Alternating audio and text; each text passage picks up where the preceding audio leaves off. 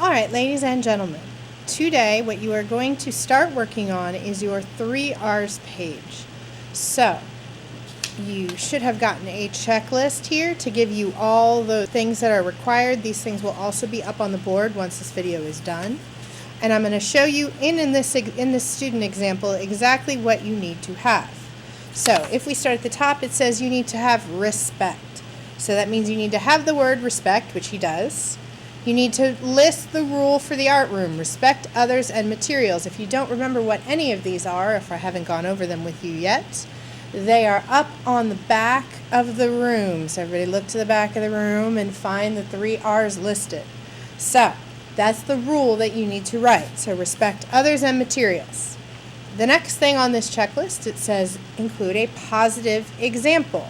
So you need to, this person, I think it's a he, yes it is, this person, he put everything back where it belongs. So that's a positive example, it is a do. A negative example is a do not. So make sure you don't have a negative example, you have a positive example. And if all you can think of is a negative example, you can always twist it around. So if it's like don't talk while the teacher is talking, you could say be quiet while the teacher is talking. So as long as it doesn't have a no or not, it's a positive example. Then it needs to include an illustration. This person drew their illustration right here. They've got this little stick figure putting things back where it belongs. So it doesn't have to be a very detailed illustration, but it does have to illustrate your rule. Okay, so then the next one is responsible. Be responsible for your actions and your grade. So he's got the rule, he's got the positive example, check your grade on Canvas.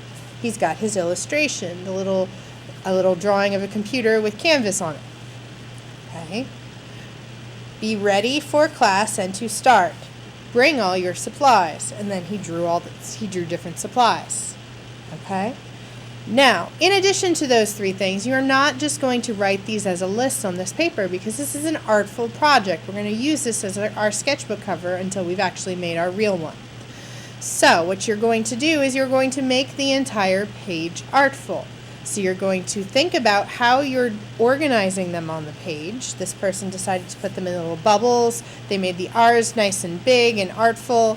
They also included this big pencil across the page to help them fill up some of the space. And they also included a background pattern.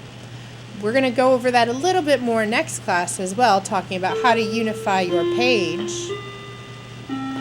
But what you need to think about today as you are doing those 3 R section of your checklist, make sure you're making it artful and thinking about how you're filling up the space and not just writing it as a list.